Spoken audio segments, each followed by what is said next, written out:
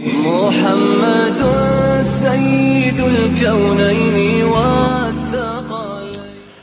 بسم اللہ الرحمن الرحیم۔ مکتوبات امام ربانی مجدد الفسانی شیخ احمد فاروقی سرہندی، مکتوب نمبر 107، دفتر اول اور حصہ دوم۔ 3 سوالات پوچھے گئے تھے امام ربانی مجدد الفسانی رحمۃ اللہ تعالی سے۔ 2 سوالات ہم بیان کر چکے ہیں اور تیسرا سوال یہ پوچھا گیا ہے کہ آپ نے پہلے کہا تھا کہ انبیاء کے لیے معجزات ہوتے ہیں اور اولیاء اللہ کے لیے کرامات ہوتے ہیں۔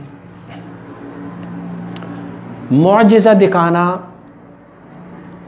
ضروریاتی نبوت میں سے ہے اور کرامت دکھانا ضروریاتی ولایت میں سے نہیں ہے۔ بسا اوقات کوئی ایسا ولی ہو سکتا ہے کہ ان سے کوئی کرامت سرزد نہ ہو،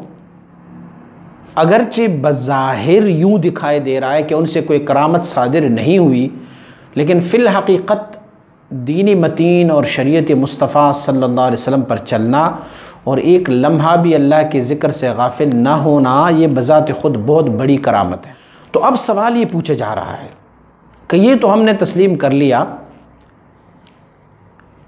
کہ انبیاء علیہ السلام کے لیے معجزہ تائیدی الہی سے ہے اور اولیاء کے لیے بھی کرامت تائیدی الہی سے ہیں۔ دونوں میں فرق یہ ہے کہ وہ کرامت تبعیت میں ہے، متابعتی نبی میں ہے، اور نبی جو معجزہ دکھا رہا ہوتا ہے وہ ڈائریکٹ اللہ رب العزت کی طرف سے انہیں قوت اور طاقت عطا کی جاتی ہے۔ اب ہوتا یہ ہے کبھی کبھار کہ جب کرامت ہوتی ہے اور ایک استدراج ہے، استدراج بھی بذات خود ویسے ہی دکھائی دیتا ہے جیسے کرامت دکھائی دیتا ہے۔ آپ لوگوں نے مشاہدہ کیا ہوگا جو فلاسفہ یونان ہے یا جو اہل ہنود یعنی جو ہندو لوگ ہیں یہ، اور جوگی مداری، ان لوگوں کے بارے میں بھی آپ نے دیکھا ہوگا، سنا ہوگا، پڑھا ہوگا کہ ایک خرقی عادت کام دکھا رہے ہوتے ہیں۔ ایک وہ کام جسے ہم عام طور پر نہیں کر سکتے، وہ لوگ بھی جوگی اور فلاسفہ یونان اور ہندو لوگ بھی ویسے ہی کام دکھا سکتے ہیں جیسے ایک اللہ کی ولی دکھا رہا ہوتا ہے۔ تو یہاں ایک اللہ کی ولی ہے، وہاں پر وہ غیر متقی ہے بلکہ بی دین اور لا مذہب بھی ہے، ان سے بھی ایک کام ایسے سرزد ہو سکتا ہے اور یہاں بھی ایک کام سرزد ہو سکتا ہے۔ تو دونوں میں فرق کیا ہوگا؟ ہم فرق کیسے محسوس کریں گے کہ یہ کرامت ہے اور یہ استدراج ہے؟ استدراج کی تعریف بھی سماعت فرمائیں کہ ہر وہ کام جو ہمارے عادت کی خلاف ہو، مثلا روٹین کی جو وائز چیزیں ہوتی ہے اسباب میں، ان سے مختلف ہو، جیسے کرامت مختلف ہوتی ہے، جیسے معجزہ مختلف ہوتا ہے، ویسے ہی ایک کام ہو، لیکن وہ جو بندہ اس کام کو دکھا رہا ہے یا جس بندے سے وہ کام صادر ہو رہا ہو، وہ بندہ یا تو لا دین ہو یا پھر وہ دیندار تو ہو، دین میں تو ہو، شریعت محمدی صلی اللہ علیہ وسلم پر ہو، لیکن ان کی شریعت میں یا ان کی طریقت میں کوئی فطور ہوتا ہے، تو اس فطور کی وجہ سے بھی ان سے کچھ اعمال ایسے صادر ہو سکتے ہیں کہ جن کی وجہ سے ہم تشویش میں مبتلا ہو جاتے ہیں، ہم فکر میں مبتلا ہو جاتے ہیں کہ اس بندے سے بھی یہ کام صادر ہوا ہے اور ایک اللہ کی ولی سے بھی صادر ہوا ہے۔ تو دونوں میں فرق کیا؟ ظاہری فرق اس میں موجود ہے کہ جو ولی ہوتا ہے جس سے کرامت صادر ہوتی ہے، ولی من حیث المجموع کلہم حضور سید عالم صلی اللہ علیہ وسلم کے لائے ہوئے دین متین پر عمل پیرا ہوگا اور ان کا سلسلہ معن عن یدن بیدن رسول اللہ صلی اللہ علیہ وسلم تک پہنچا ہوگا، ان سے ان کا مرشد ناراض نہیں ہوگا، ان سے ان کا مرشد راضی ہوگا، اور وہ جو عمل ان سے صادر ہوا ہے وہ اپنی مرشد کی خدمت میں اگر پیش کر لے اور مرشد اسے مسلم جانے اور ٹھیک جانے تو تب اسے ہم کرامت سمجھتے ہیں۔ اور اگر ان چیزوں میں سے کوئی بھی مخالفت آ گئی اور ان سے کوئی ایسی چیز سرزد ہوئی جو مثل کرامت تو رہی لیکن وہ دین کی فطور یا شریعت کی فطور تھی اس میں، یا کوئی اللہ کی احکام کی خلاف ورزی تھی اس میں، یا ان کو اپنی طریقت اور مرشد کی خلاف ورزی تھی، تو پھر اس کام کو ہم استدراج سمجھیں گے۔ کفار سے بھی کچھ ایسی چیزیں صادر ہوتی تھیں کہ جو محیر العقول چیزیں ہوتی تھیں،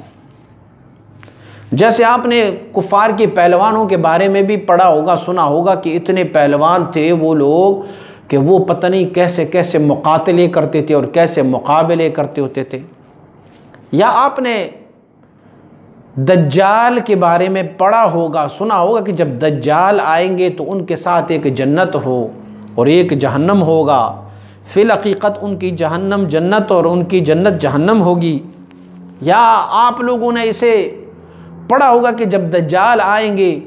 تو دجال کے ساتھ کیا کیا خوارق عادات کام ہوں گی، نئے نئے کام ہوں گے۔ اب دجال چونکہ شریعت مطہرہ کے مخالف ہیں اور وہ کافر ہے تو ان سے جو چیزیں صادر ہوں گی اسے استدراج کہتے ہیں۔ اور طریقت میں اس استدراج کو، اس کام کو کئی چیزوں کے ساتھ مشروط رکھا گیا ہے۔ ایک بندہ یا تو اس کی دین میں شریعت میں کوئی کمی بیشی ہو، ان سے جب ایسی کوئی چیزیں صادر ہوں گی تو انہیں استدراج کہتے ہوں گے، یا ان کی طریقت کی اصول میں کوئی چیزیں ایسی ہو کہ جو طریقت کے اصول کے منافی ہو، ان سے اگر کوئی اس طرح کا کام صادر ہو جائیں تو وہ استدراج کے زمرے پہ آئے گا۔ یا اسی شیخ سے ان کا اپنا شیخ ناراض ہو اور ان شیخ کی ناراضگی کی وجہ سے بھی اگر ان سے کوئی چیز صادر ہو جاتا ہے تو پھر اسے استدراج کہتے ہیں۔ اور اللہ رب العزت نے فرمایا سنستدرجہم من حیث لا یعلمون واملی لہم ان کیدی متین۔ اللہ کریم فرماتے ہیں ان سے استدراج صادر ہوں گی اس حیثیت میں کہ اسے معلوم ہی نہیں ہے کہ یہ میرا استدراج ہے یا میری کرامت ہے۔ اور اللہ فرماتے ہیں استدراج کیوں صادر ہوتا ہے؟ فرماتے ہیں میں ان کو مہلت دے دیتا ہوں، وہ اپنی اس برائی میں، اس شریعت سے دوری میں، وہ جب ان کو کوئی استدراج چیز صادر ہو جاتی ہے تو پھر وہ اس میں خوش ہوتے ہیں، وہ سمجھتے ہیں کہ شاید میں حق پر ہوں، سچ پر ہوں، وہ اپنی برائی میں اور بھی گمراہ ہوتا چلا جاتا ہے۔ وَأُمْلِي لَهُمْ، اللہ فرماتے ہیں میں ان کو مہلت دیتا ہوں، اور ان کیدی متین، اللہ رب العزت فرماتے ہیں میرا یہ جزائے مکر جو ہے، جو مکر کی جزا اور سزا میں دے دیتا ہوں، فرماتے ہیں یہ آشکارا ہے، یہ معلوم ہے۔ اب آپ دیکھیں کچھ چیزیں ایسے بھی صادر ہو جاتی ہیں کہ جیسے میں نے عرض کیا کہ فلاسفہ یونان یا یہودوں سے یا ہنود سے، غیر مسلموں سے، یا اس کے علاوہ کوئی اس طرح کے لوگ چمتکار بھی دکھا سکتے ہیں جو بظاہر آپ ان کی طرف دیکھیں گے تو ان کی شریعت میں کوئی فطور ہوگا، تو شریعت کی فطور کے باوجود بھی ان سے ایسے چمتکار صادر ہو جاتے ہیں، کوئی ایسے عجیب و غریب چیزیں صادر ہو جاتی ہیں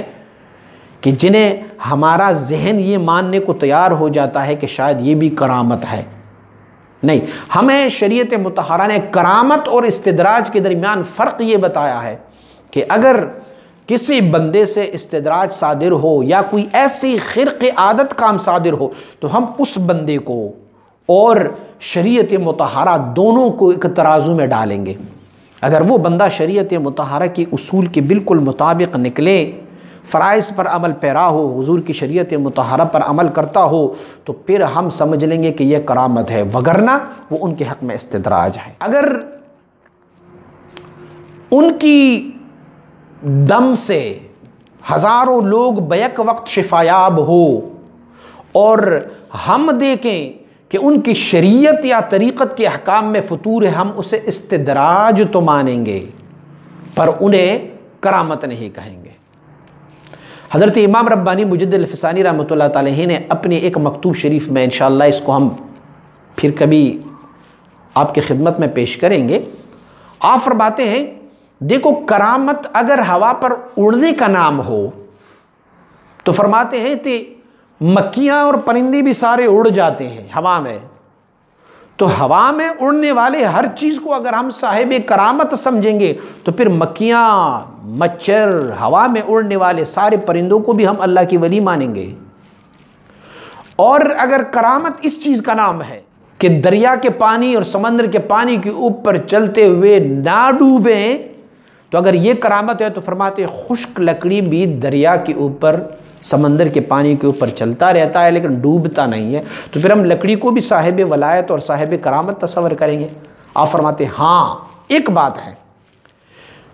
آپ نے دیکھا ایک بندہ ہوا میں اڑ کے جا رہا ہے اور اس کی کرامت، ہم اسی کرامت سمجھتے ہیں، تو ہم نے ان کی کرامت سے پہلے ان کی اعمال اور کردار کو دیکھنا ہوتا ہے۔ اگر ان کا عمل شریعت مطہرہ کی اصول کے مطابق ہے تو وہ کرامت ہے، اور اگر ان کا عمل شریعت مطہرہ حضور سید عالم صلی اللہ علیہ وسلم کے دین متین کے خلاف ہو تو وہ کرامت نہیں ہے، وہ استدراج ہوگا۔ پانی پر چلتے ہوئے میں کسی بندے کو دیکھوں گا تو میں اسے سر سے لے کے پاؤں تک دیکھوں گا، میں دیکھوں گا اگر حضور سید عالم صلی اللہ علیہ وسلم کی شریعت مطہرہ پر عمل پیرا ہے، کیونکہ بیس، بنیاد اور اصل نشانی شریعت مطہرہ ہے۔ اگر شریعت مطہرہ میں ان کے کوئی فطور ہے تو میں اسے اللہ کا ولی نہیں مان سکتا، کہ رب نے ہمیں ایک ولی کی تعریف فرمائی ہے کہ ولی کون ہے؟ الا ان اولیاء اللہ لا خوف علیہم ولا هم يحزنون الذین آمنوا وکانوا یتقون۔ ولی وہ ہے جو مومن ہو، ایک پہلا شرط یہ ہے۔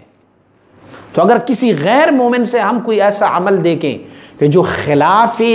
واقع عمل ہو، اسے ہم غیر مومن سے، غیر مسلم سے اگر دیکھیں گے تو ہم اسے کرامت نہیں کہیں گے۔ اور دوسری شرط اللہ رب العزت نے فرمایا الذین آمنوا وکانوا یتقون، اور یہ کون ہوں گے؟ متقی ہوں گے۔ ارے بھائی جب نماز نہیں پڑھیں گے، جب ان کی اعمال اور کردار شریعت مطہرہ کے خلاف ہو، جب وہ روزہ نہ رکھے اور جب یہ دعویٰ کر لے کہ میں نماز جا کے مکہ معظمہ میں بیت اللہ شریف میں پڑھتا ہوں، مدینہ شریف پڑھتا ہوں، تو کھانا بھی وہی کھایا کریں نا، رہیں بھی وہی۔ اب جو نماز کے بارے میں ان کا کنسپٹ اور نظریہ یہ ہو کہ نماز تو وہ لوگ پڑھتے ہیں جو ابھی اللہ تک وصل نہیں ہوئے، ہم تو اللہ کے واصل ہیں، ہم وصل ہو گئے ہیں تو ہمیں نماز پڑھنے کی ضرورت نہیں ہے، تو ان سے جو بھی چیز صادر ہوگی وہ کرامت نہیں، وہ استدراج ہوگا۔ مشائخ فرماتے ہیں کہ استدراج بھی کیسے صادر ہو جاتا؟ فرماتے ہیں ہمارا نفس ہے، اور لطیفہ نفس کی جب ہم، ایک لطیفہ نفس کا تزکیہ ہے، ایک ان کا تصفیہ ہے۔ اللہ رب العزت نے لطیفہ نفس کی قد افلح من زکاہا وقد خاب من دساہا فرمایا۔ زکوٰۃ، ان کو کلین کرنا، صاف کرنا، اور ایک تصفیہ ہے، تزکیہ نفس اللہ کے ذکر سے اور شریعت مطہرہ پر عمل کرنے سے تزکیہ ہوتا ہے۔ مشائخ فرماتے ہیں کہ نفس کو زیادہ تکلیف کس بات سے ہوتی ہے؟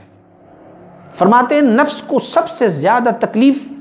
شریعت مطہرہ اور فرائض پر عمل کرنے سے نفس کو زیادہ تکلیف ہوتی ہے۔ اور مثال بیان فرماتے ہیں، آپ اگر ہزاروں، لاکھوں، کروڑوں روپیہ اگر آپ صدقہ اور ثواب کی نیت سے اور ایسے خیرات کی نیت سے آپ دیں گے تو نفس اس پر بخل نہیں کرتا ہوگا، نفس اس پر بخل نہیں کرتا، نفس کہتا ہے ٹھیک ہے جی دے دو دے دو دے دو اور بھی دے دو۔ لیکن اگر یہی پیسہ آپ بھی اللہ کی حکم کے مطابق دیں گے، جیسے زکوٰۃ، جیسے عشر، جیسے مجھ پر فرض کوئی کام ہو، اور یہ پیسہ میں 10 روپے بھی اللہ کی راہ میں، اللہ کے حکم پر فرائض میں ادا کرتا جاؤں گا، تو نفس اس میں بڑی حیلے اور بہانے تلاش کرتے جائیں گے۔ میں مثال سے سمجھائی دیتا ہوں۔ آپ لوگوں کو معلوم ہے نا، ہم بڑے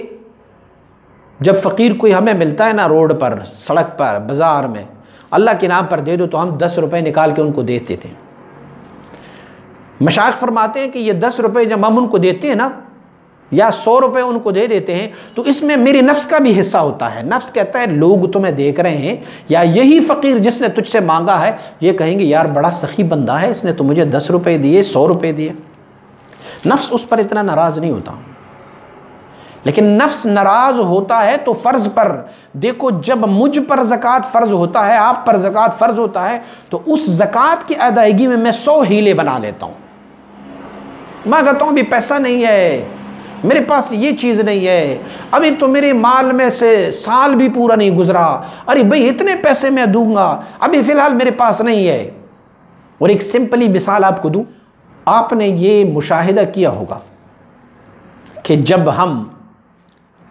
صدقہ فطر دیتے ہیں، یعنی فطرانہ دیتے ہیں، تو جب ہمارے کمیٹی والے اعلان کرتے ہیں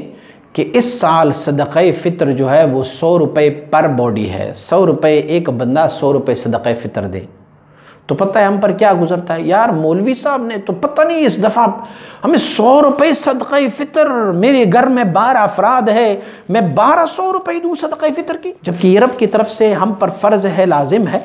جب رب کی طرف سے ہم پر فرض ہے، لازم ہے، تو ہم اس میں حیلے بہانے بنا دیا، یار مولوی صاحب نے بڑا ظلم کیا، اور یہی 100 روپے ہیں میں روزانہ اپنے بچے کو دے رہا ہوتا ہوں۔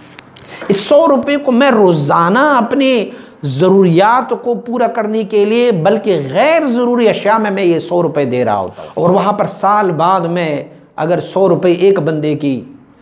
تو اگر مشائخ اور علماء ہمیں یہ بتائیں کہ بھئی آپ ذو استطاعت ہے، آپ مالدار ہیں، تو آپ تھوڑا صدقہ فطرانہ مت دو، کم ترین مرتبے پر مت دو، آپ زیادہ پر دو، آپ کھجور میں دو، اور کھجور میں بھی آپ عجوہ کھجور کے مقابلے میں دے دو، تو میری تو پتہ نہیں کیا حالت ہو جائے گی۔ میں کہوں گا یار یہ تو سراسر ظلم ہے، میری ساتھ زیادتی ہے، عجوہ کھجور تو 1000-2000 روپے کلو ہے، 1000-2000 روپے کلو، میں کیسے دے سکتا ہوں؟ نہیں دے سکتا میں، لیکن یہی پیسے ہوتے ہم مفت میں لوگوں کو دیتے ہوتے ہیں۔ میرا مقصد اس میں سے یہ نہیں ہے کہ کسی کی توہین کرنا ہے، مقصد میرا یہ ہے کہ نفس کی تزکیہ اللہ کے احکام پر عمل کرنے سے آتا ہے، اس کو کہتے ہیں تزکیہ، اور تصفیہ جو ہے وہ دنیاوی مقاصد کے حصول کے لیے ہم کچھ ایسے کردار اور اعمال کر دیتے ہیں کہ ہماری نفس کی بھی صفائی مل جاتی ہے۔ حضور امام ربانی مجلس ثانی رحمۃ اللہ تعالی فرماتے ہیں یہ جو ہنود اور یہود ہوتے ہیں، یہ جو فلاسفہ یونان ہوتے ہیں، اس فلاسفہ یونان کا بھی ایک طرز و طریقہ ہے، کیونکہ نفس کی تصفیہ کرتے ہیں۔ کیسے تصفیہ کرتے ہیں؟ وہ اپنی کچھ ایسے طریقے اپناتے ہیں جس میں سے نفس خوار اور ذلیل ہو جاتا ہے، اور جب نفس خوار اور ذلیل ہوتا ہے تو پھر اسے صفا مل جاتی ہے، اور اسی صفا کی وجہ سے اسے متخیلہ چیزیں جو ہے وہ دکھائی دیتے ہیں، اور اسی نفس کی وجہ سے وہ مختلف کام سر انجام دے دیتے ہیں۔